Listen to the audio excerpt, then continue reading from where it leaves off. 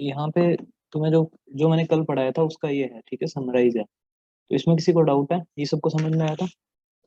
Q और आई का expression सबको समझ में आया? चार्जेज और करंट यस सर। कैसे निकालते हैं, ठीक है, वी है यहाँ पे ड्रिफ्ट वेलोसिटी। तो ये भी आ गया समझ में। ये दोनों चीजें इंपॉर्टेंट है। उसके बाद में जो तुम्हें याद करनी है ना, जो तुम्हें लर्न करनी है, कौन कौन सी चीजें तुम्हें पता होनी चाहिए, वो मेनली ये है, ठीक है। इसको क्या बोलते हैं? Macroscopic Ohm's law. पता है ना सबको? तो इसको क्या बोलते हैं? माइक्रोस्कोपिक। 10th क्लास में ये पढ़ा तुमने, है ना? V is equal to I R. और ये तुम अभी पढ़ रहे हो मैक्रोस्कोपी को। मैक्रोस्कोपी कहाँ से डिराइव होता है? ये सब चीजों से, है ना। इन सब चीजों को हम करते हैं इंटरचेंज करके, फिर J is equal to sigma ही निकालते हैं। वहाँ सिग्मा कांस्टेंट है, n E square tau by m, जिसको हम बोलते हैं कंडक्टिविटी। सबको पता लग गया था ये कल? और कंडक्टिविटी का जस्ट उल्टा होता है रजिस्टिविटी। तो ये रजिस्टिविटी है। तो रजिस्टिविटी क्या करेंगे, जस्ट इसका रेसिप्रोकल ले लो। रेसिप्रोकल लो क्या आएगा? एम एन ई square tau, M E M N ई स्क्वेयर टाउ। और रेजिस्टेंस यहाँ से क्या निकला था? जब यहाँ से यहाँ जाते हैं हम, तो रेजिस्टेंस की वैल्यू आई थी रो एल अपॉन ए, यही आई थी। तो हम पहले भी ऐसे ही निकालते थे रेजिस्टेंस 10th क्लास में। ये दोनों चीजें तुमने 10th क्लास में पढ़ी है। बाकी चीजें जो हमने देखी है इस बार, क्या सबको समझ में आया? इसमें कोई डाउट है? हेलो?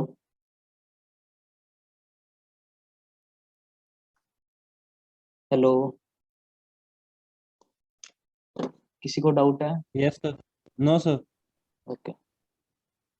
इसके बाद यहाँ से एक दो चीजें देखो, जैसे कि मैंने ये चीज भी बताई थी तुम्हें, जिसका टाओ कम होता है, जिसका ये रिलैक्सेशन रिलैक्सेशन टाइम कम होता है, मतलब दो कोलिजन्स के बीच में जो टाइम है वो कम है, मतलब बहुत ज्यादा कोलिजन कर रहा है ना। तो जिसका टाइम कम होता है उसका रेजिस्टिविटी क्या हो जाएगा? ज्यादा हो जाएगा। और यहाँ पे देखो, जिसका टाउ कम होगा उसका कंडक्टिविटी क्या हो जाएगा? क्या हो जाएगा? ये कम हो जाएगा ना। ये कम होगा तो ये भी कम हो जाएगा।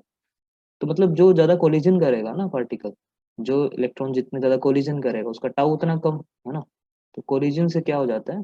टाउ कम हो जाता है। जब कोलिजन बढ़ता है तो टाउ घट जाता है। तो तुम देख रहे हो, अगर टाउ घट गया तो रेजिस्टिविटी क्या हो जाएगा? बढ़ जाएगा। और इसलिए रेजिस्टेंस बढ़ जाता है। रेजिस्टेंस में क्या होता है? रेजिस्टिविटी इंटू एल अपॉन है। तो रेजिस्टिविटी बढ़ गई तो रेजिस्टेंस भी क्या हो जाएगा? बढ़ जाएगा। ये तुम्हें सबको पता है। जब कोलिजन बढ़ता है तो टाउ घटता है, रेजिस्टिविटी बढ़ता है, इसलिए रेजिस्टेंस बढ़ता है, ठीक है। तो इसलिए हमें क्या करना है? कोलिजन्स कम से कम कराना है। और रेजिस्टेंस का मतलब ही यही होता है। रेजिस्टेंस का मतलब यही होता है कि तुम्हारे इलेक्ट्रॉन्स जाने चाहिए नॉर्मली जितने हो सकते हैं, कंप्लीट यहाँ से लेके यहाँ फ्लो करने चाहिए। लेकिन क्या हो रहा है? बीच में कोलिजन्स हो रहे हैं, और ज्यादा कोलिजन्स होंगे तो ज्यादा रेजिस्टेंस होगा, ठीक है। बहुत मुश्किल से पहुंचे हैं यहाँ पे। इसके बाद आज हमें थोड़ा सा रेजिस्टेंस के बारे में देखना है ना। रेजिस्टेंस का हमें एक्सप्रेशन तो पता लग गया, ये वाला जो expression R is equal to rho L upon A, ठीक है। इसी पे देखते हैं थोड़ा सा।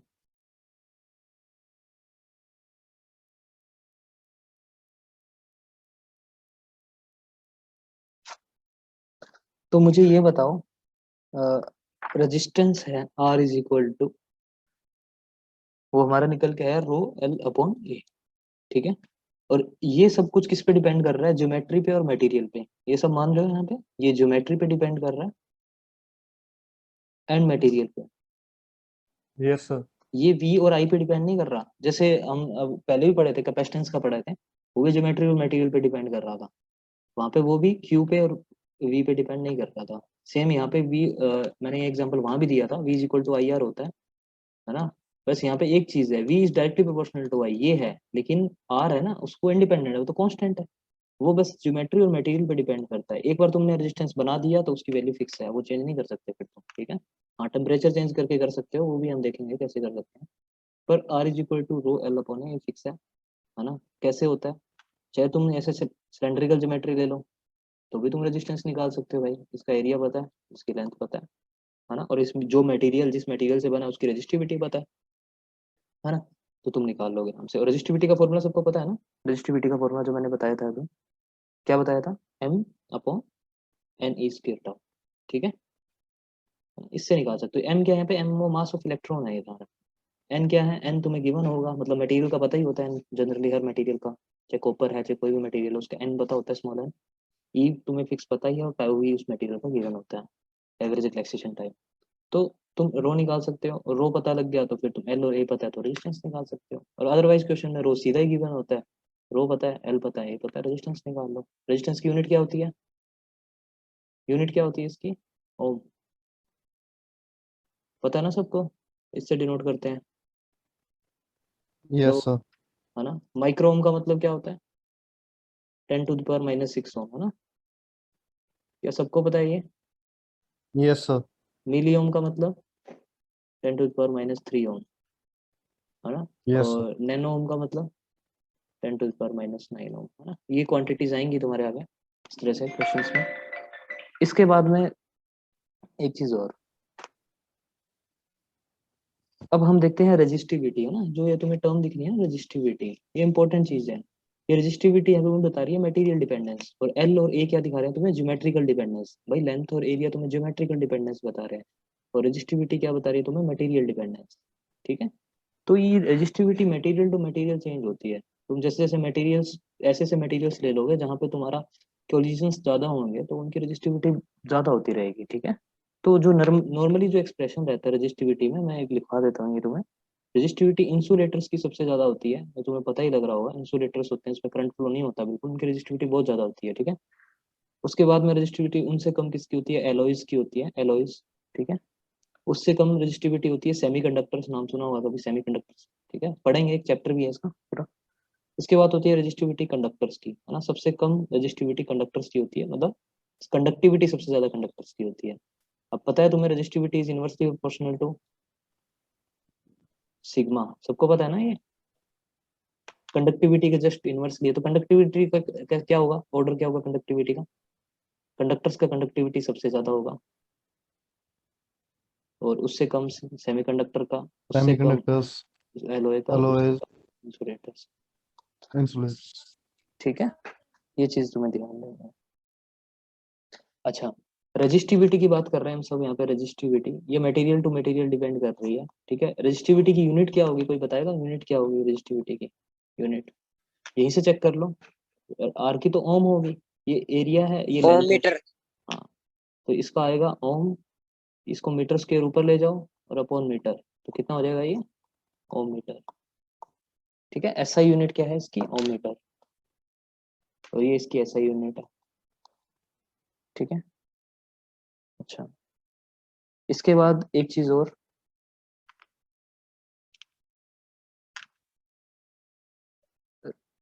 हाँ, ohmic and non ohmic devices, किसी ने इसका नाम सुना है? ओमिक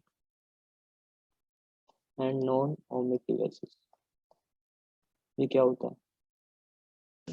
तो जो ओम्स लॉ को फॉलो करते हैं वो ओमिक, और जो नहीं करते वो नॉन ओमिक। कौन करते हैं कौन नहीं करते बताओ। ये ये सारा एक मतलब डिस्कशन है, इसको अलग से लिख लेना, ये अलग टॉपिक बना लेना, ओमिक एंड नॉन।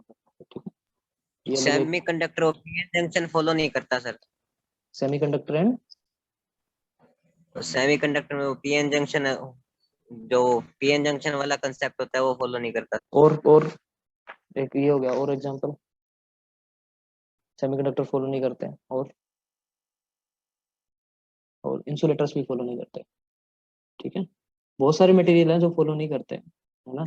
मेटल्स लगभग सब फॉलो करते हैं ओम्स लॉ को। ठीक है, तो यहाँ पे अपने को जो ओम्स लॉ है वो नॉर्मली कंडक्टर्स फॉलो करते हैं। ठीक है, नॉर्मली जो कंडक्टर्स होते हैं वो मेटलिक कंडक्टर्स नॉर्मली वो फॉलो करते हैं। तो ओम्स लॉ को जो फॉलो करते हैं ना, है ना, ओम्स लॉ जो फॉलोवर्स होते हैं ना उन्हीं को बोलते हैं ओमिक डिवाइसेस। ठीक है, तो ये ओम्स लॉ फॉलोवर होते हैं। ठीक है, ये फॉलो नहीं करते। हाँ, तो ओम्स लॉ फॉलोवर कौन कौन से होते हैं जो मेनली हमें देखा गया है अभी तक? वो होते हैं मेटलिक कंडक्टर्स। ठीक है, सिंपल कंडक्टर्स बोल दो, ये ओम्स लॉ को फॉलो करते हैं ना, V is equal to I R को। रेजिस्टेंस कांस्टेंट होता है तो पता ना, V is directly proportional to I, है ना। तो तुम ये इसका ग्राफ बना सकते हो ना, सिंपल कैसा आएगा भाई? जो ओम्स लॉ को फॉलो करेगा उसका ग्राफ कैसे आएगा? V is equal to I R, कैसा आएगा? अगर स्ट्रेट तुम, लाइन। हाँ, तुम अगर V और I का इस तरह से ग्राफ बनाओगे, ठीक है, तो पोटेंशियल डिफरेंस को इसको ऐसे भी लिख सकते हो, I is directly proportional to V। तो पोटेंशियल डिफरेंस बढ़ाओगे तो करंट क्या होगा? लीनियरली बढ़ेगा, ऐसा लीनियर दिखेगा, बिल्कुल स्ट्रेट लाइन। और इसका स्लोप कितना होगा? इस लाइन का स्लोप कितना होगा बताएगा कोई? Resistance 1/r, 1/r। मैंने क्या लिखा है, ये y एक्सिस है, ये x एक्सिस है। जैसे इसको y एक्सिस मान यस लो, इसको x एक्सिस मान लो, तो ये इधर आ जाएगा, 1/r हो जाएगा ना। हाँ, जस्ट अगर मैं ऐसा बनाता, ऐसा बनाता, तभी ये स्ट्रेट लाइन आती, लेकिन इसका जो स्लोप होता अब ये r होता। और होता। ठीक है, ये चीज सबको समझनी है। ओम्स लॉ इस तरह से, अब तुम अगर ग्राफिकल रिप्रेजेंटेशन करोगे ओम्स लॉ का, तो वो इस तरह से करोगे। ठीक है, क्या सबको समझ में आई? Okay, sir. बाकी Yes, sir. एनसीईआरटी में तुम्हारे एक दो ग्राफ बने हैं, वो देखना है एक बार थोड़ा सा, है ना। और अगर तुम सेमीकंडक्टर्स की बात करते हो ना, जैसे वो जो नॉन ओमिक डिवाइसेस होते हैं, नॉन ओमिक डिवाइसेस, ये वी और आई का जो ग्राफ होता है ना, ये लीनियर नहीं होता। ठीक है, वी और आई का रिलेशनशिप होता है, जैसे V is directly proportional to I है ना, या I is directly proportional to V है। ठीक है, वहां पे कुछ ना कुछ, जैसे क्या होता है, I is directly proportional to V की पावर समथिंग होती है, मतलब लीनियर डिपेंडेंस नहीं है वहां पे, क्वाड्रेटिक टर्म्स या क्यूबिक टर्म्स ऐसी टर्म्स होती है नॉन ओमिक में।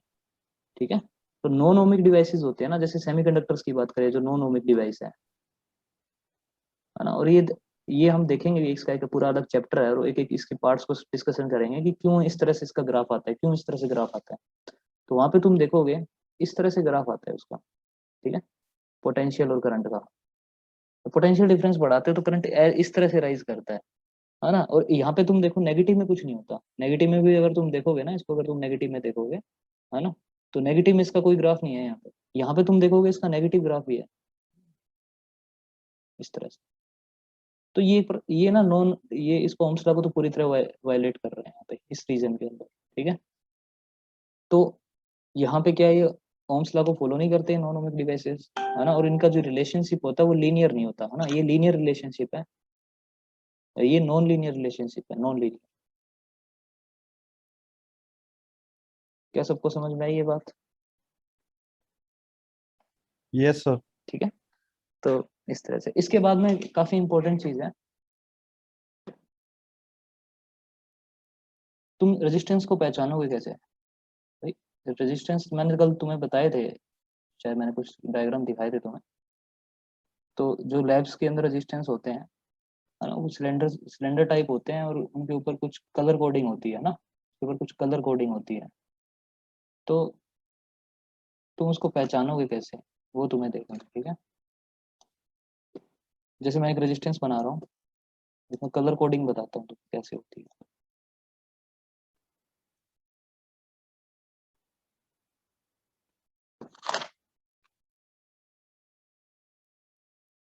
इस तरह से मान लो कोई रेजिस्टेंस है तुम्हारे पास में। ठीक है, तो लैब में जनरली देखोगे तुम, तो उसके ऊपर इस तरह से कलर कोडिंग होती है, इस तरह से अलग अलग कलर्स की इस तरह से होती है, सबने देखा है, अलग अलग कलर्स की स्ट्रिप होती है उसके ऊपर। Yes, sir. ठीक है, तो उसके अंदर तीन तीन तो इस तरह से होती है, और एक स्ट्रिप बिल्कुल अलग होती है, यहाँ पे थोड़ा सा स्पेस देके ऐसे होती है। ठीक है, तो ये हमें क्या बताती है, मैं बताता हूँ तुम्हें। ये जो तीन है ना, इनको बोलते हैं कलर कोडिंग। ये सॉरी इसको बोलते हैं रेजिस्टेंस कोडिंग। ठीक है, ये तुम्हें बताती है कि इसका रेजिस्टेंस कितना है, इन सब का, इस पूरे ओम इसका जो रजिस्टर है इसका रेजिस्टेंस कितना है। ठीक है, और जो ये पार्ट है तुम्हें इतना, ये बताता है तुम्हें टॉलरेंस। अब टॉलरेंस क्या होता है, कोई बता सकता है मेरे को टॉलरेंस क्या होता है कलर कोडिंग्स की?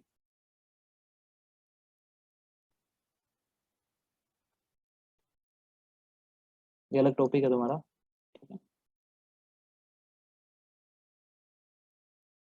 तो ये तीन जो कलर्स हैं तुम्हें अलग अलग रेजिस्टेंस बताते हैं। ठीक है, तो जो मैं कलर्स हैं इनके लिख देता हूँ, जैसे तीन कॉम्बिनेशंस होते हैं तुम्हारे। ठीक है, तो यहाँ पे सिग्निफिकेंट फिगर तो सबको पता ही होगा, 11th क्लास में सबने पढ़ा है। ठीक है, सिग्निफिकेंट फिगर। ठीक है, ये डेसिमल मतलब ये तुम्हें ये वाला प्लेस, ये वाला प्लेस और ये वाला प्लेस, है ना, कितने से कितने यहाँ पे नंबर हो गए, 3 नंबर हो गए। ठीक है, तो ये अलग अलग बैंड्स हैं, फर्स्ट बैंड, सेकंड बैंड और थर्ड बैंड। ठीक है, तो ये तुम्हें जो बता रहा है, ये वाला जो फर्स्ट बैंड तुम्हें बताएगा, फर्स्ट बैंड तुम्हें बताएगा first significant figure, second band बताएगा सेकंड सिग्निफिकेंट फिगर। ठीक है, और जो थर्ड बैंड होगा तुम्हारा वो बताएगा डेसिमल। ठीक है, तो ये तीनों चीज तुम्हें रेजिस्टेंस बता रही है। ठीक है, जैसे मैं तुम्हें एग्जांपल देकर बताता हूँ, जैसे इनमें जो कलर कॉम्बिनेशन हो सकते हैं, इनमें जो कलर कॉम्बिनेशन हो सकते हैं, वो इस तरह से हो सकते हैं, black, brown, red, orange, yellow, green, blue, violet, grey and white, इतने कलर्स हो सकते हैं। ठीक है, तो सबको एक नंबरिंग दे रखी है, जैसे ब्लैक को 0 दे रखा है, ब्राउन को 1, है ना, इस तरह से बढ़ते रहो, इस तरह से नंबरिंग दे रखी है। येलो को 4, ग्रीन को 5, ब्लू को 6, 7, 8 और 9। इसके अलावा तो कोई डिजिट होती नहीं है, इतनी डिजिट्स होती है, इससे ज्यादा तो कोई डिजिट होती नहीं है। ठीक है, तो 10 डिजिट्स ये सबको अलॉट कर रखी है। ठीक है, हर कलर को एक एक डिजिट अलॉट कर रखी है, तुम इसको याद कर सकते हो वैसे। ठीक है, याद करो तो यहाँ पे हर कलर को, तो अगर मान लो ये तुम्हारा अगर ऑरेंज है, ठीक है, पहली स्ट्रिप, तो पहला डिजिट क्या हो जाएगा तुम्हें पता लग जाएगा, 3 है यहाँ पे। ठीक है, ये 3 है ना। तो अलग अलग स्ट्रिप, जैसे ये रेड है तो रेड से बता दोगे तो ये 2 है, तो 32 हो गया। ठीक है, तो इस तरह से तुम्हें डिसाइड करना है। अच्छा, जैसे कि मैं तुम्हें जैसे एक कलर दूं, अगर नॉर्मली, है ना, इसी तुम्हें बस सिर्फ रेजिस्टेंस बताना है इसका। ठीक है, मैं तुम्हें 3 कलर देता हूँ यहाँ पे, तुम्हें सिर्फ रेजिस्टेंस बताना है। फोर्थ मैं नहीं दे रहा कलर, इसका तुम्हें दे दिया कलर ब्राउन। ठीक है, इस मिडल वाले का कलर तुम्हें दे दिया ऑरेंज, और ए वाले का दे दिया ग्रीन। ठीक है, चलो इसका बताओ कितना रेजिस्टेंस होगा टोटल, बता सकते हैं?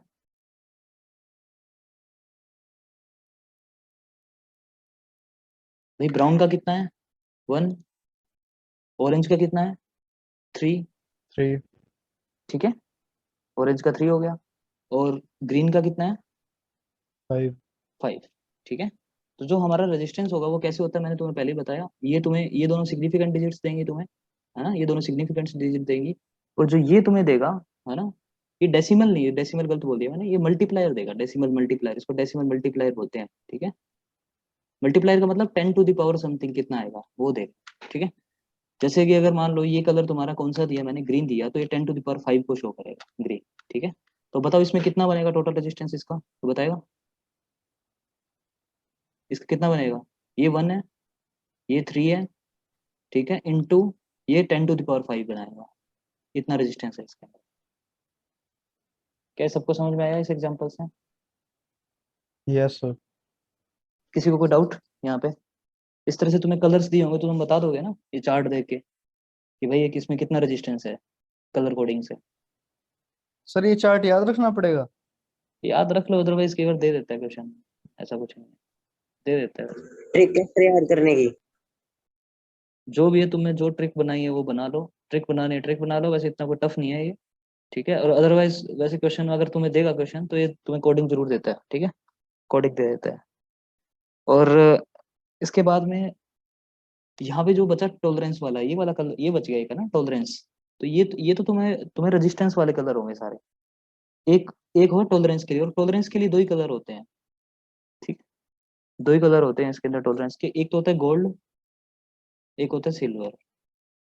ठीक है, और ये जो 4 स्ट्रिप होती है तो गोल्डन कलर की होती है, सिल्वर कलर की होती है। तो अगर गोल्डन कलर की है यहाँ पे, ठीक है, गोल्डन कलर की है, तो जो अगर तुम्हारा जो होगा टॉलरेंस होगा, वो तुम्हारा 5% का टॉलरेंस होगा। 5% का टॉलरेंस, और मैं टॉलरेंस बताऊंगा क्या चीज है। तुमने सबने एरर पढ़ा है, एरर 11th क्लास में? yes sir, ठीक है, सिल्वर 10% का। ठीक है, अच्छा, तो एरर में तुमने क्या पढ़ा है, जैसे एरर होता है, ठीक है, किसी अगर मैं नॉर्मल चीजों को ऐड कर रहा हूँ, यहाँ पे चीजों को ऐड कर रहा हूँ, तो कोई भी क्वांटिटी है, क्यू क्वांटिटी है, ठीक है, कोई भी क्वांटिटी है, उसको मैं कैसे लिखता हूँ, है ना, उसका एक मतलब कोई भी जो क्वांटिटी है उसको कैसे लिखता हूँ मैं, इसका एक तो रियल पार्ट होता है, क्यू का रियल पार्ट, ठीक है, प्लस माइनस यहाँ पे डेल्टा ऑफ समथिंग क्यू होता है, ये होता है। ऐसे लिखते हो एरर को, भाई कोई क्वांटिटी उसको ऐसे रिप्रेजेंट करते हो ना, याद आया?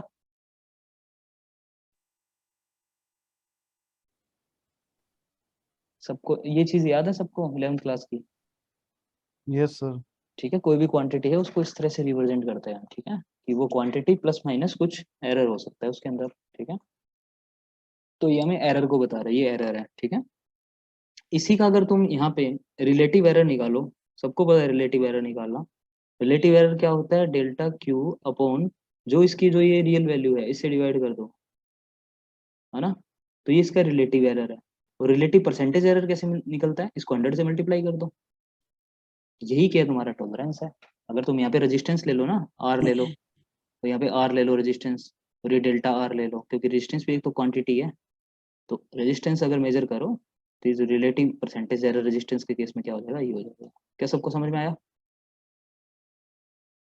Yes sir. ठीक है, तो तुम एरर निकाल सकते हो भाई। अगर तुम्हें जैसे मान लो ये 5% दे दिया गोल्ड, अगर तुम्हारे गोल्ड है 5%, तो एरर निकाल सकते हो आराम से इस फॉर्मूले से। इसको इज इक्वल टू 5 रखो और डेल्टा आर निकाल लो, क्योंकि आर तो गिवन ही होगा यहाँ से। ठीक है, तो रिलेटिव परसेंटेज एरर मतलब तुम मतलब डेल्टा आर मतलब ये एरर निकाल सकते हो इस तरह से।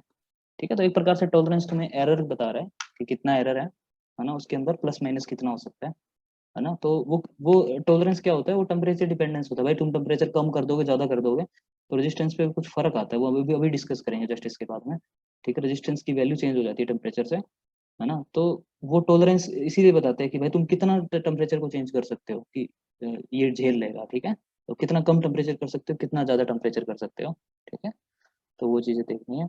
वो टॉलरेंस को बता रहा है अपना, टॉलरेट पावर कितनी है इसकी रजिस्टर की। ठीक है, क्या सबको एक कलर कोडिंग स्कीम सबको समझ में आई? Yes sir. कई बार क्या होता है, तुम एक चीज ध्यान रखना, ये इतने कलर्स है ना, कई बार यहाँ पे क्या होता है, यहाँ भी इन इन स्ट्रिप्स के अंदर भी गोल्ड और सिल्वर डाल देते हैं, गोल्ड और सिल्वर इनमें डाल देते हैं कई बार। ये जो स्ट्रिप है ना, ये जो थर्ड स्ट्रिप है मल्टीप्लायर वाली, जो मल्टीप्लायर वाली है, ये तुम्हें पता है मल्टीप्लायर वाली जो थर्ड स्ट्रिप है, इसमें इनका यूज तो होगा ही, 10⁻0, 10⁻1, 10⁻2, इस तरह से यूज हो रहा है। ठीक है, इसमें कोई दिक्कत नहीं है।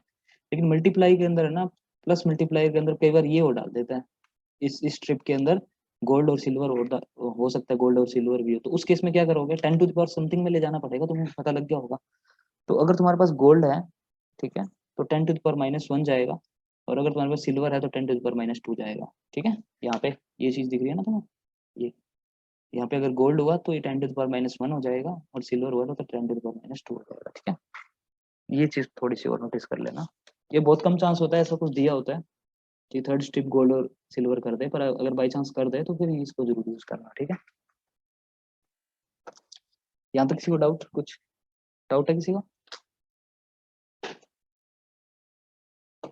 No sir. नहीं है, ओके। इसका स्क्रीनशॉट ले लो लेना।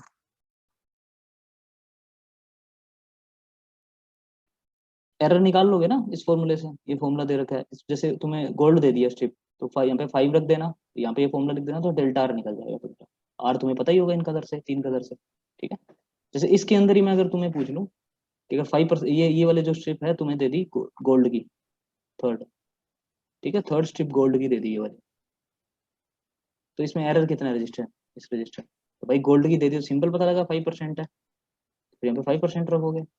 5% इज इक्वल टू, है ना, परसेंट हटा दो, 100 into delta R by R, तो डेल्टा आर निकल जाएगा यहाँ से, क्योंकि आर की वैल्यू तुम्हें पता है 30 × 10⁵ जो 3 कलर से निकाली है तुमने, तो डेल्टा आर निकल जाएगा ना यहाँ से। ठीक है, एरर निकल जाएगा यहाँ से, तो पूछ लेते हैं कई बार। चलो इसके बाद में हम देखते हैं टेम्परेचर डिपेंडेंस ऑफ रेजिस्टेंस।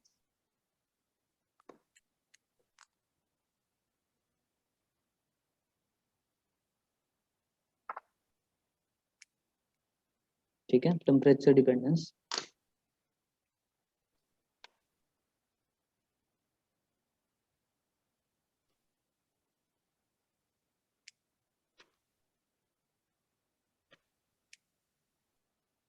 क्या होती है कोई बता सकता है? ठीक है, 10 मिनट बाद ये बंद हो जाएगा, ध्यान रखना। ठीक है, वापस ज्वाइन करना। टेम्परेचर, टेम्परेचर पे कैसे डिपेंड करता है रेजिस्टेंस? हाँ तो वो जितने ज्यादा किस हीट होगी। कि कोई बता सकता है इसका क्या मतलब, कैसा वेरिएशन आएगा, टेम्परेचर बढ़ाऊंगा तो क्या होगा, टेम्परेचर घटाऊंगा तो क्या होगा, बताएगा कोई? तो पहली बात, पहली बात तो तुम हीटिंग लो पे। रेजिस्टेंस देखो, रेजिस्टेंस का फॉर्मूला क्या होता है, रो एल बाई ए, ये पढ़ा है सबने। अब देखो, यस सर। अगर तुम टेम्परेचर बढ़ाओगे, ठीक है, टेम्परेचर बढ़ाओगे या घटाओगे, एल लेंथ और एरिया तो चेंज होने वाले हैं। भाई तुम अगर कोई मेटल लोगे, मेटल का लेंथ और एरिया चेंज नहीं होगा। कंडक्टिंग कंडक्टर लोगे जो ओम्स लॉ को फॉलो करते हैं, उनका लेंथ और एरिया चेंज करोगे तो ये तुम्हारा मतलब टेम्परेचर चेंज करोगे तो लेंथ और एरिया चेंज नहीं होगा। हाँ, तुम अगर कोई दूसरा मटेरियल ले रहे हो तो डेफिनेटली लेंथ और एरिया चेंज होगा। और ये तुमने 10th 11th क्लास में पढ़ा हुआ है। कौन सा टॉपिक था जिसके अंदर तुम टेम्परेचर बढ़ाते थे या घटाते थे, जिसमें लेंथ और एरिया चेंज होता था, तो याद है किसी को? Hello? Yes, sir. Thermal expansion पढ़ा है सबने? Thermal Yes, expansion, sir. ठीक है। तो अगर कोई मटेरियल थर्मल एक्सपेंड कर रहा है भाई, तब तो ये लेंथ और एरिया चेंज हो गए, अदरवाइज नहीं होंगे। मेटल नहीं करते तो एल और एरिया तो चेंज हो नहीं सकते, ये नहीं अनचेंजेबल है। तो चेंज क्या हो सकता है टेम्परेचर बढ़ाओगे तो? रजिस्टिविटी, है ना। तो only Resistivity. Only resistivity changes with temperature, है ना। ये चीज जरूर ध्यान रखनी है इन मेटलिक कंडक्टर्स। अब वो कैसे चेंज होती है देखो, रजिस्टिविटी का फॉर्मूला होता है कुछ इस रजिस्टिविटी को मैं और क्या लिख सकता हूँ? क्या हो सकता है रजिस्टिविटी का फॉर्मूला? m/n/e² tau. सबको पता है? सबको पता है ना ये? Yes, sir. ठीक है। अच्छा, तुम टेम्परेचर बढ़ा रहे हो, क्या मास बदल जाएगा? No, sir. नहीं बदलेगा। एन बदल जाएगा, स्मॉल एन? नहीं बदलेगा। भाई नंबर ऑफ इलेक्ट्रॉन थोड़ी बदल जाएंगे, जो अंदर हैं वो हैं। Number of electrons per unit volume वो फिक्स है। टाउ और ई स्क्वायर, चार्ज बदल जाएगा? चार्ज भी उतना ही रहेगा। बदल क्या सकता है ये? टाउ, है ना, कोलिजन। अब तुम एक बात बताओ भाई, तुम टेम्परेचर बढ़ाओगे, ठीक है, तो क्या होगा, तुम ध्यान से देखना। जैसे तुम टेम्परेचर बढ़ाओगे तो ये जो इलेक्ट्रॉन्स हैं ये आपस में कोलिजन्स बहुत फास्ट करेंगे। तो बहुत, क्योंकि इनके पास थर्मल एनर्जी और आ जाएगी, है ना। इस इलेक्ट्रॉन के पास में क्या हो जाएगी? एक्स्ट्रा थर्मल थर्मल एनर्जी आ जाएगी, है ना। क्यों? जब क्योंकि तुम टेम्परेचर को इंक्रीज कर रहे हो। टेम्परेचर को इंक्रीज करोगे, इसके बाद थर्मल मोशन आ गया, थर्मल एनर्जी आ गई, तो ये क्या करेंगे? अलग अलग जगह पे कोलिजन करेंगे बहुत फास्ट। जब कोलिजन करके जाएंगे यहाँ से लेके यहाँ तक, तो इनको टाइम, अरे जब इनका जो कोलिजन टाइम है, जो जैसे मान लो दो सक्सेसिव कोलिजन्स के बीच का जो टाइम है टाउ, वो और कम हो जाएगा। ये क्या सबको समझ में आ रहा है भाई? और फास्ट कोलाइड करेंगे, जब फास्ट कोलाइड करेंगे तो टाइम कम हो जाएगा दो कोलिजन्स के बीच का, जिसको हम रिलैक्सेशन टाइम बोला है। क्या ये बात सबको समझ में आई? दो Yes, sir. सक्सेसिव कोलिजन्स के बीच में टाइम कम हो जाएगा। क्यों कम हो जाएगा? क्योंकि फास्ट मूव करेगा, अब एनर्जी ज्यादा आ गई इलेक्ट्रॉन्स के पास में, तो कोलिजन्स के कारण टाउ कम हो जाएगा। ठीक है, कोलिज टेम्परेचर बढ़ाओगे कोलिजन बढ़ेगा, टी बढ़ेगा, कोलिजन बढ़ेगा, टाउ घटेगा। टाउ जब घटेगा तो रजिस्टिविटी बढ़ेगी। तो ये ना, ये घटेगा तो रजिस्टिविटी बढ़ेगी। जब रजिस्टिविटी बढ़ेगी तो रेजिस्टेंस डेफिनेटली बढ़ेगा भाई, ये अगर बढ़ेगा तो ये भी बढ़ेगा। तो रेजिस्टेंस क्या होता है? बढ़ जाता है। ठीक है, मेटलिक कंडक्टर्स में जब तुम टेम्परेचर बढ़ाते हो तो रेजिस्टिविटी बढ़ती है, और उसी रेजिस्टिविटी के कारण रेजिस्टेंस बढ़ता है ना। क्योंकि रेजिस्टिविटी तो डायरेक्टली प्रोपोर्शनल टू रेजिस्टेंस है। अब तुम मेरे को एक बात बताओ, मैंने ये टेम्परेचर का ग्राफ बनाया, ठीक है ना, केल्विन में बनाता हूँ, केल्विन, है ना। ध्यान रखना है डिग्री सेल्सियस नहीं है, केल्विन है। केल्विन के अंदर टेम्परेचर है, और यहाँ पे रजिस्टिविटी रो। अब तुम्हें समझ में आ रहा होगा रजिस्टर टेम्परेचर के साइड पर, जैसे जैसे टेम्परेचर बढ़ाऊंगा रजिस्टिविटी क्या होती रहेगी? जैसे टेम्परेचर बढ़ाऊंगा रजिस्टिविटी बढ़ती रहेगी, रेजिस्टेंस बढ़ता रहेगा। तो स्ट्रेट लाइन आएगा। तो सबको समझ में आया? Yes, sir. टेम्परेचर बढ़ाऊंगा तो रजिस्टिविटी बढ़ेगी। सिमिलरली अगर मैं रेजिस्टिविटी की जगह रेजिस्टेंस कर दूं तो क्या होगा? बताएगा कोई? भाई रेजिस्टेंस और रेजिस्टिविटी तो डायरेक्टली प्रोपोर्शनल है, जैसे ये बढ़ेगा Yes, वैसे sir. ये बढ़ेगा, ये तो फिक्स है कांस्टेंट, तो ये भी बढ़ेगा। इसमें भी कोई दिक्कत नहीं है, ये भी स्ट्रेट लाइन जाएगी। स्लोप अलग हो जाएगा, इसका जो स्लोप होगा उसके L/A टाइम्स हो जाएगा इसका स्लोप। ठीक है। Yes, sir.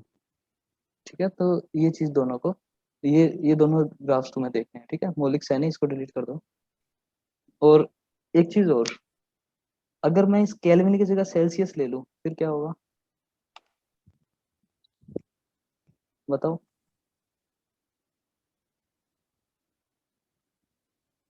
Sharply increase करेगा sir graph. नहीं, क्यों? टेम्परेचर भाई तुम यूनिट चेंज किए, उससे क्या फर्क पड़ता है?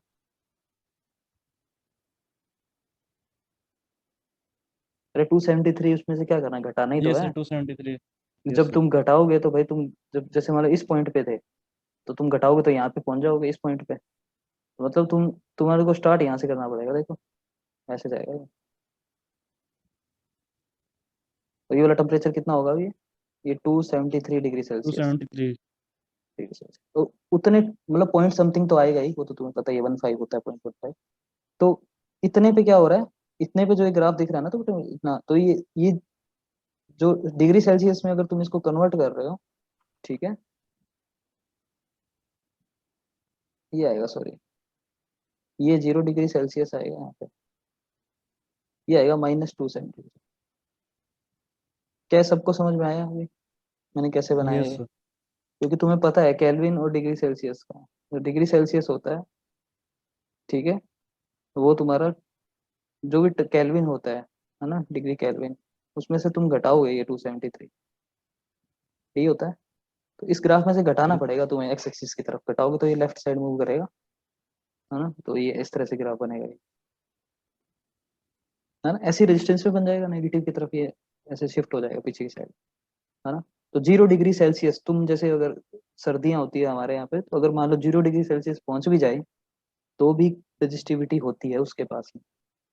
तो किसी भी कंडक्टर को अगर तुम, किसी भी कंडक्टर को अगर तुम चाहते हो कि इसमें कोई रेजिस्टेंस ना हो, 0 रेजिस्टेंस हो या 0 रजिस्टिविटी हो, तो तुम्हें क्या करना पड़ेगा? सोच रहे हैं, इस ग्राफ से समझ में आ रहा है तुम्हें? 0 केल्विन। 0 केल्विन पे जाना पड़ेगा। 0 केल्विन सर। हाँ 0 केल्विन, ये देखो 0 केल्विन, ये -270 डिग्री सेल्सियस, इतना कम जाना पड़ेगा तुम्हें। जा सकते हो इतना? भाई नॉर्मल अर्थ पे तो नहीं जा सकते, नॉर्मल मतलब, लेकिन मैन मेड मतलब इंसान ने बना लिया है इतना टेम्परेचर, ये इतना नेगेटिव जा सकते हैं, ठीक है। तो इसकी 0 केल्विन है ना, 0 केल्विन टेम्परेचर, ठीक है। ये यहाँ तक तुम मतलब वैसे तो नॉर्मली नहीं जा सकते, पर आईडी मतलब अभी बन गए हैं ऐसे सिस्टम जो 0 केल्विन तक जाते हैं, ठीक है ना।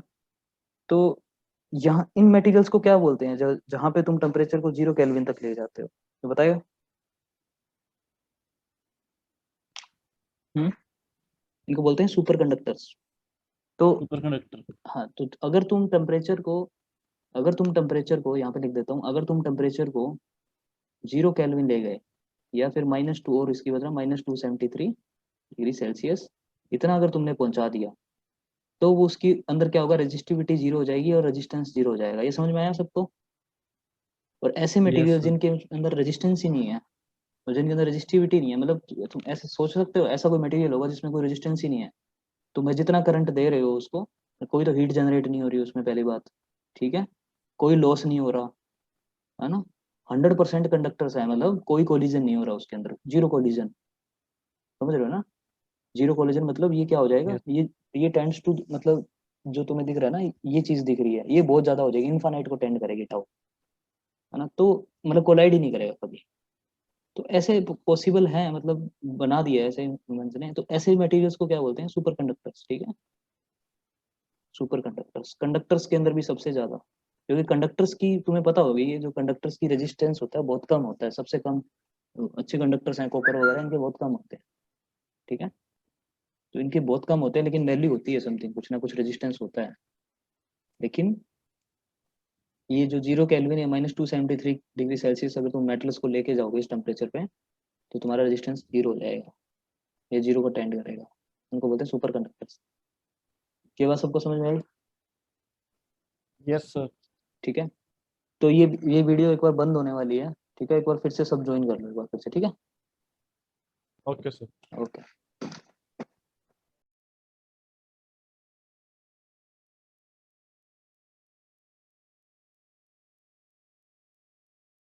हेलो।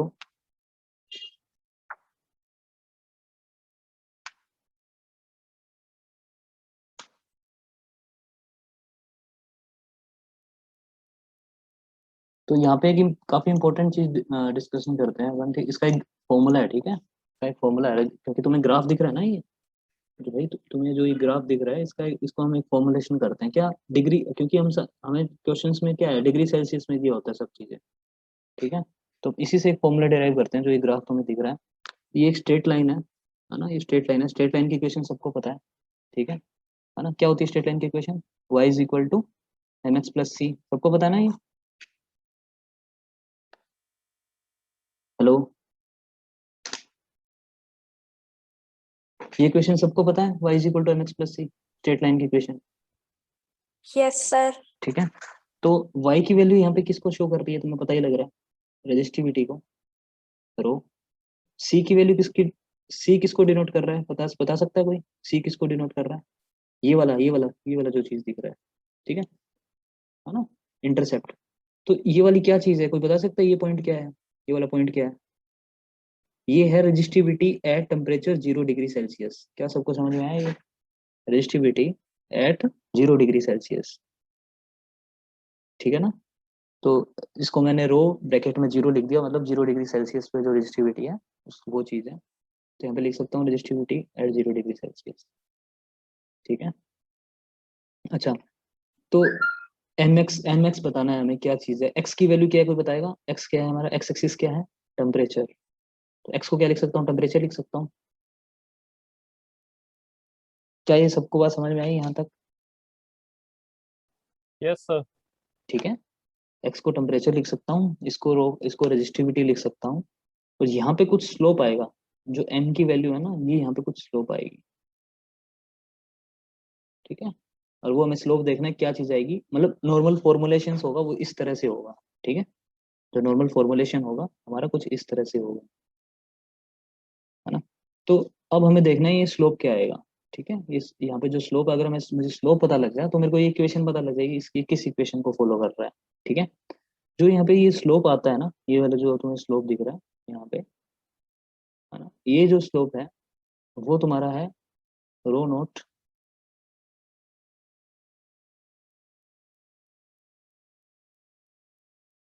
अल्फा, ठीक है, इंटू, नहीं रो नॉट अल्फा, मतलब इस तरह से तुम्हें एक्सप्रेशन दिखता है, रो नॉट इंटू, मतलब एक कांस्टेंट क्वांटिटी, देखो स्लोप तो कांस्टेंट ही है थ्रू आउट, ठीक है। तो एक तुम्हें कांस्टेंट क्वांटिटी दिखेगी, ये भी कांस्टेंट, ये रो नॉट क्या चीज है, रो एट जीरो है, ठीक है, रो एट जीरो ही है। तो ये जो अल्फा दिख रहा है ना तुम्हें, अल्फा जो कांस्टेंट दिख रहा है, ये अल्फा किसको शो कर रहा है, ये इसके रेजिस्टेंस के साथ टेम्परेचर कैसे बढ़ रहा है उसको शो कर रहा है, ठीक है, रेजिस्टेंस के साथ टेम्परेचर कैसे बढ़ रहा है। तो इस रो को हम, जो ये तुम्हें दिख रहा है ना अल्फा, ये रो जिसको बोल रहे हैं अल्फा, इस अल्फा को बोलते हैं टेम्परेचर कोफिशिएंट, ठीक है, टेम्परेचर कोफिशिएंट, है ना। ये क्यों डिफाइन कर रहे हैं इसको, मैथमेटिकली एक्सप्लेन करने के लिए, वह टेम्परेचर बढ़ता है तो रेजिस्टिविटी किस किस स्लोप के साथ बढ़ती है ना, कितनी फास्टली बढ़ रही है। तो अल्फा बता रहा है हमें टेम्परेचर कोफिशिएंट ऑफ रेजिस्टिविटी, ठीक है, ये बता रहा है हमें। तो जो नॉर्मल फाइनल एक्सप्रेशन हमारा निकल के आएगा, जो तुम्हें याद करना है, वो ये निकल के आएगा, rho is equal to rho naught 1 plus alpha T minus T naught, ये याद करना है। ये हर जगह वैलिड होगा इस लाइन पे, कैसे होगा अब तुम चेक करके देखना, ठीक है। एक सेकंड, यहाँ पे देखो, अगर मैं टेम्परेचर को, ये जो तुम्हें टी नोट दिख रहा है, ये टी नोट क्या चीज़ है, तुम्हारा रेफरेंस पॉइंट है, ठीक है, ये रेफरेंस है और ये भी रेफरेंस है, ठीक है। अगर मैं टेम्परेचर, अगर इस पॉइंट पे देखो, यहाँ पे इस पॉइंट पे, अगर टेम्परेचर तुम्हारा 0 डिग्री सेल्सियस हुआ, 0 डिग्री, ठीक है, अगर तुम 0 डिग्री की बात करोगे, तो तुम टेम्परेचर को 0 डिग्री की बात करो तो इस रेफरेंस को तुम्हें 0 लेना पड़ेगा। अगर तुम इसको 0 लोगे, ठीक है, यहाँ पे 0 लोगे, तो फॉर्मुलेशन क्या बनेगा, rho naught plus alpha into T, क्या ऐसा फॉर्मेशन बन रहा है तुम्हारा, देखो ऐसे से बन रहा है ना, रो एट 0 डिग्री सेल्सियस प्लस ये वाला मैंने बताया था अल्फा इंटू कुछ कांस्टेंट इंटू टी, ऐसा एक्सप्रेशन, तो ठीक है। तो फाइनल तुम्हें इसी से डील करना है तुम्हें ना। तो कभी कभी क्वेश्चंस में क्या होता है, जैसे जनरली क्या होता है, टी नॉट और रो नॉट क्या होता है, तुम्हें 0 डिग्री सेल्सियस पे ही लेना होता है, ठीक है, ये 0 डिग्री सेल्सियस पे लेना होता है। कई बार क्वेश्चंस क्या हो जाता है, कई बार ये 0 डिग्री नहीं होता है, कई बार क्या करता है, ये रूम टेम्परेचर को लेना पड़ जाता है, T0 रूम, और एक टेम्परेचर और दे देता है, उसे हमें निकालना होता है उस टेम्परेचर के ऊपर। तुम्हें वही इस एक्सप्रेशन में दो टेम्परेचर दिख रहे हैं, एक T0 और एक टी। टी क्या है, जो हमें निकालना है वेरिएबल, और T0 क्या है, रेफरेंस। तो ये T0 रेफरेंस है, रो नोट रेफरेंस है, ये रेफरेंस के जो हमें गिवन हो गए T0 या रो नोट, ठीक है। तो T0 पे वैल्यू रो नोट क्या है ये, और टी टेम्परेचर पे इसकी वैल्यू हमें निकालनी है, ठीक है। तो ये इस ग्राफ को शो कर रहा है। ये तुम्हें जो फॉर्मूला है, rho is equal to rho naught 1 plus alpha T minus T naught, ये याद रखना है ना, काफी इंपॉर्टेंट फॉर्मूला है, ठीक है। इसको मैं फिर से लिख देता हूँ यहाँ पे, temperature dependence of resistivity, rho is equal to rho naught 1 plus alpha T minus T naught, है ना। इनमें टर्म्स को मैं एक्सप्लेन कर देता हूँ फिर से। अल्फा यहाँ पे क्या है, मैंने बताया था अभी, टेम्परेचर कोफिशिएंट, ठीक है। टेम्परेचर कोफिशिएंट है और किसका, ऑफ रेजिस्टिविटी। अच्छा, और एक चीज और बताई थी मैंने, क्या, रो नोट और टी नोट, ये क्या है, रेफरेंस चीजें हैं, रेफरेंस, रेफरेंस है। रो नोट क्या है, रेफरेंस रेजिस्टिविटी, और ये क्या है, रेफरेंस टेम्परेचर। जनरली क्या होता है, जनरली क्या होता है, टी नोट 0 होता है और रो नोट भी कुछ गिवन होगा, तो ये क्वेश्चन में गिवन, ठीक है। तो टी नोट पे रो नोट की क्या वैल्यू आती है, जैसे हमने ग्राफिकली देखी थी, टी नोट के ऊपर रो नोट की क्या वैल्यू आती है, तो ये दोनों वैल्यू तुम्हें पता लग गिवन होगी, ठीक है। अच्छा, तुम्हें निकालनी क्या है, तुम्हें बोलेगा कि इतने डिग्री सेल्सियस के ऊपर, इतने डिग्री केल्विन के ऊपर तुम रो निकाल दो, तो तुम्हें वो वैल्यू पुट करनी है यहाँ पे, और ये तुम्हारा फाइनल आंसर रो आ जाएगा, ठीक है। ये क्या बात सबको समझ में आई? Yes sir. ठीक है, जैसे मैं तुम्हें एक क्वेश्चन देता हूँ, वो करके देखना सो। अच्छा, इसी से एक टर्म और निकालते हैं, फिर मैं तुम्हें क्वेश्चन देता हूँ, ठीक है। यहाँ से एक, क्या मैं दोनों side L upon A multiply कर सकता हूँ, क्या मैं दोनों side L upon A multiply कर सकता हूँ, बोथ साइड। अगर दोनों साइड एल और ए मल्टीप्लाई करोगे तो तुम्हें पता है ये रेजिस्टेंस बन जाएगा, और एल अपॉन ए कॉन्स्टेंट है, ये मल्टीप्लाई यहाँ हो जाएगा, तो ये रेजिस्टेंस एट रेफरेंस पॉइंट बन जाएगा आर नॉट, और ये वो एक्सप्रेशन तो सेम रहेगा। क्या ये सबको समझ में आया? Yes sir. तो ये इंपॉर्टेंट है ये चीज, मतलब तुम्हें रेजिस्टेंस पूछ लेता है, रेजिस्टिविटी कम ही पूछता है। तो रेजिस्टेंस निकाल, जैसे मैं तुम्हें एक क्वेश्चन देता हूँ, ठीक है, ये करना सभी अभी,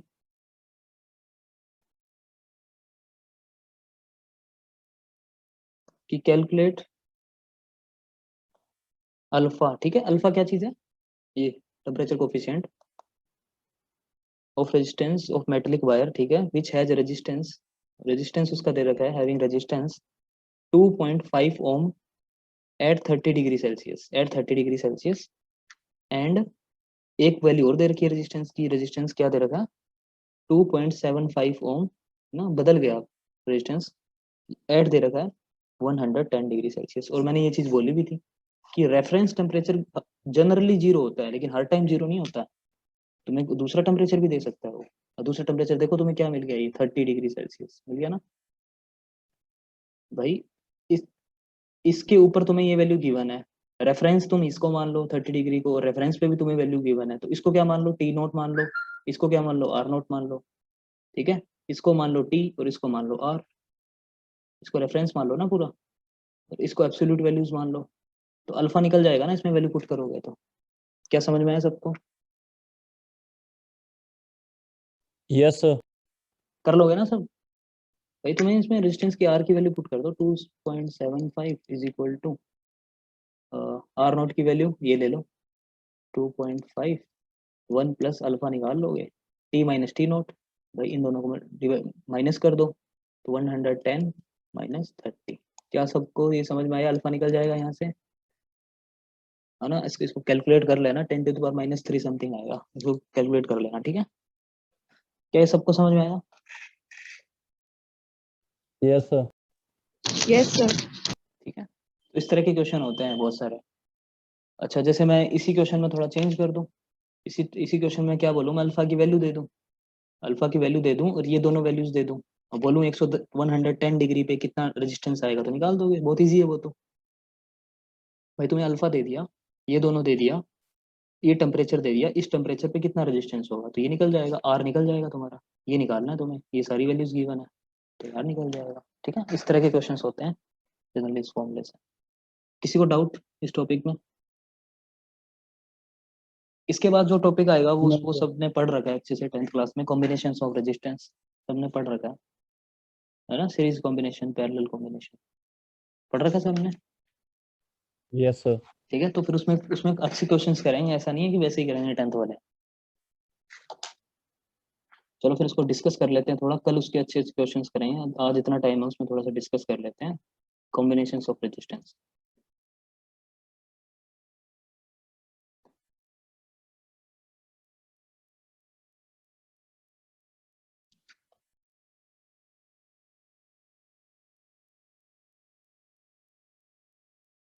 ठीक है, new heading combinations of resistance.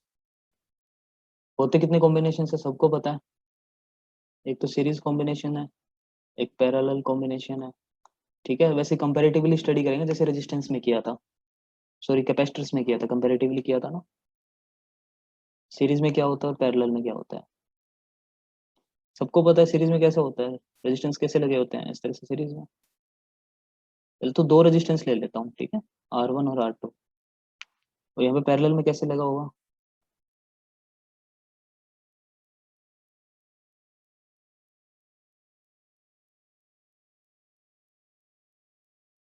R1 and R2। ठीक है, सबको रेजिस्टेंस निकालना आता है, लेकिन फिर भी देख लेते हैं एक बार। तो यहाँ पे क्या क्या चीजें कॉमन होती है, कोई बताएगा? जैसे मैं इसके अंदर एक बैटरी कनेक्ट कर दूं यहाँ पे,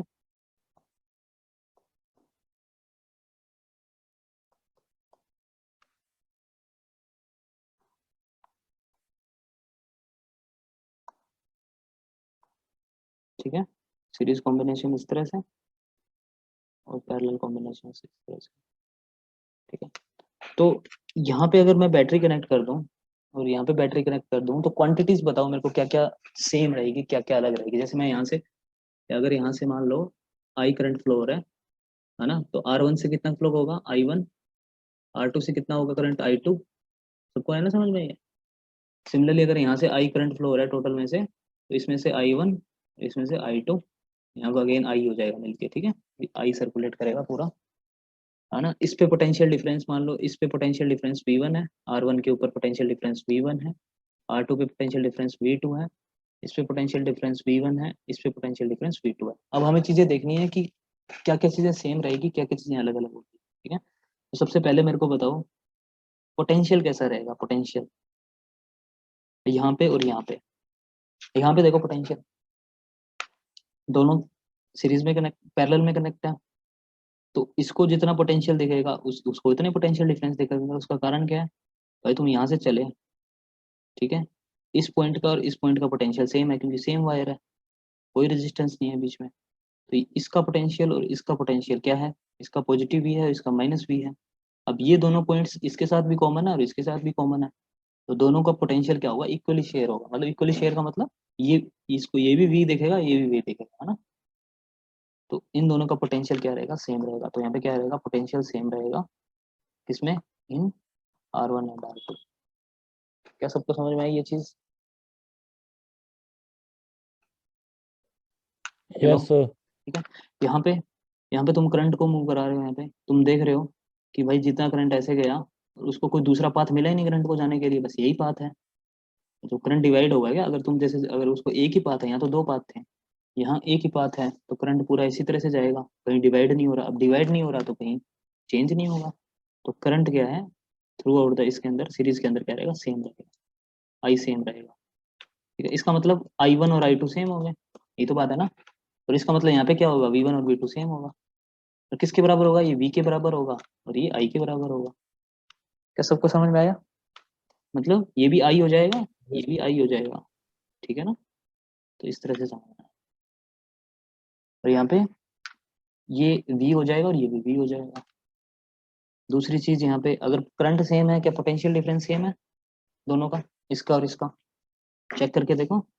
V इज इक्वल टू कितना होता है, IR सबको पता है भाई, इसका करंट सेम है, V is equal to IR। तो V1 क्या होगा, V1 is equal to I1 into R1, ठीक है। तो इसमें देखो V1 is equal to I1 R1, इसमें लगेगा।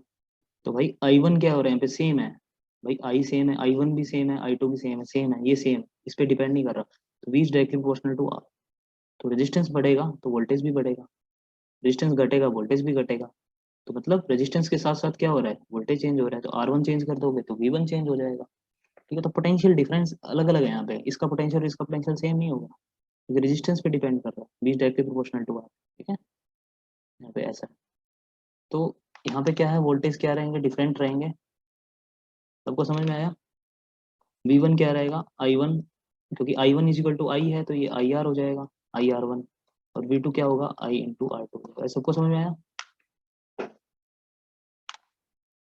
यहाँ पे क्या रहेगा, क्योंकि करंट है, क्योंकि यहाँ पे करंट देखो, करंट को यहाँ पे दो पाथ मिल रहे हैं, यहाँ तक आया सेम, उसके बाद दो पाथ हो गए, ये वाला और ये वाला, I1 और I2। Definitely I1 I2 same नहीं हो सकते, है ना। क्यों नहीं हो सकते, क्योंकि I1 की वैल्यू कितनी होती है, I इज इक्वल टू, यहाँ से चेक करो, V अपॉन R, है ना। तो V तो कांस्टेंट है भाई दोनों में, तो I is inversely proportional to R, यहाँ से ये एक्सप्रेशन आया, तो मतलब ये दोनों में करंट अलग अलग होगा, है ना, तो इसका मतलब आई डिफरेंट होगा यहाँ पे, और हम उसको कैसे लिखेंगे, आई वन कितना होगा, तो बताएगा आई वन कितना होगा।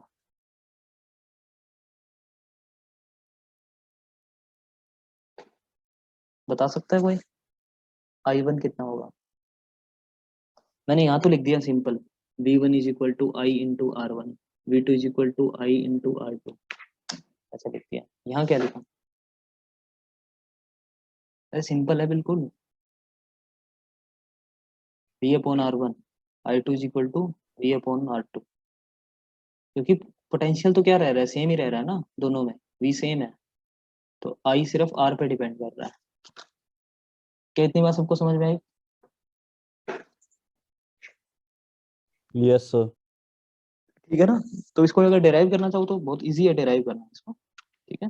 तो मैंने तुम्हें बताया था डेराइव के लिए क्या होता है, तुम्हें एक इक्वेशन बनानी होती है, कंजर्वेटिव इक्वेशन। क्या तुम्हें याद है वो चीज जो मैंने डिस्कस किया था वहां पे कैपेसिटर्स के अंदर, कंजर्वेशन इक्वेशन बनाई थी, वहीं से डेरिवेशन होता है। तो यहाँ पे कंजर्व क्या रह रहा है भाई, पोटेंशियल। पोटेंशियल क्या रहा है, पोटेंशियल डिफरेंट है, चार्ज तो पूरे सेम रह रहा है, चार्ज की क्या इक्वेशन बनेगी, सॉरी करंट की क्या इक्वेशन बनेगी, पोटेंशियल सेम रह रहा है, ठीक है। तो पोटेंशियल का कैसे बनाओगे, पोटेंशियल को कंजर्व कैसे लगाओगे, V is equal to total potential is equal to V1 plus V2,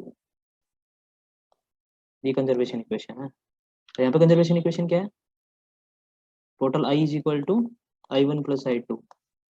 क्या सबको समझ में आया? तो बोल क्यों नहीं रहे यार,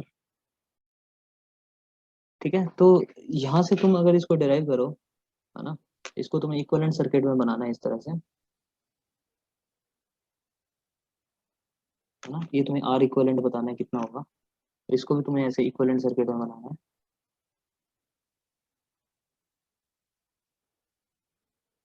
ठीक है, आर इक्विवेलेंट क्या होगा, कैसे निकालोगे, यहाँ पे V1 की वैल्यू कितनी लिखोगे, V तो चलो रहने दो, V1 कितना लिखोगे जो मैंने लिख रखा है यहाँ पे देखो, आई इंटू आर वन। V2 की वैल्यू कितनी लोगोगे, ये लिख दो, रख दो इसमें वैल्यूज, ठीक है, आई इंटू आर टू। और V की वैल्यू क्या लिखोगे भाई, करंट तो पूरा सेम ही रह रहा है, और यहाँ पे I है तो इस पे कितना वोल्टेज होएगा, आई इंटू आर इक्वलेंट, तो आई इंटू आर इक्वलेंट, ठीक है। तो आई से आई कैंसिल हो जाएगा, तो क्या फॉर्मूला आएगा लास्ट में, R equivalent is equal to R one plus R two. ये सबको पता है रेजिस्टेंस सीरीज में ऐसा ही होता है कॉम्बिनेशन, क्या सबको पता है ये चीज? Yes hello, sir. Yes, sir. ठीक है। यहाँ से तुम देखो सिमिलरली मैंने अभी निकाला, यहाँ पे आई वन की वैल्यू मैंने निकाली है, देखो आई टू की वैल्यू निकाली, पुट कर दो दोनों। इक्विवेलेंट सर्किट में देखो, इक्विवेलेंट सर्किट में V सेम रह रहा है, मतलब V है यहाँ पे, इसके ऊपर भी V है, तो इसमें करंट कितना फ्लो हो रहा है, I इस R इक्विवेलेंट में, I is equal to V upon R equivalent, तो ये आएगा V अपॉन I, कितना आएगा V अपॉन R इक्विवेलेंट। तो V से V कैंसिल हो जाएंगे सारे, तो यहाँ से क्या फॉर्मुलेशन आएगा, 1 upon R equivalent is equal to 1 upon R1 plus 1 upon R। क्या सबको समझ में आया ये? ठीक है। यस बाकी सर। बाकी हम कल Yes, पढ़ेंगे, sir. इसके बाद इसके कॉम्बिनेशन और जो प्रॉब्लम्स है वो कल पढ़ेंगे। क्या है सबको इसका डेरिवेशन समझ में आया, कहाँ से कैसे निकलती यस थी? सर। एक में पोटेंशियल डिफरेंस रहता है, डिफरेंट होता है, इसमें पोटेंशियल क्या रहता है, सेम रहता है, ठीक है। यहाँ पे आई डिफरेंट होता है, यहाँ पे आई सेम रहता है, ठीक है। ये इंपॉर्टेंट चीजें हैं, है ना, यही इसका बेस है ना। तो ये अगर ये चीज तुम्हें अच्छे से समझ में आ गई, आई सेम रह रहा है, वी डिफरेंट रह रहा है, या वी सेम रह रहा है, आई डिफरेंट रह रहा है, तो तुम कोई भी प्रॉब्लम बहुत इजीली कर लोगे बिना फॉर्मूला के, जो तुमने फॉर्मूला याद भी रखे हैं, बिना फॉर्मूला के तुम आराम से कर लोगे, ठीक है।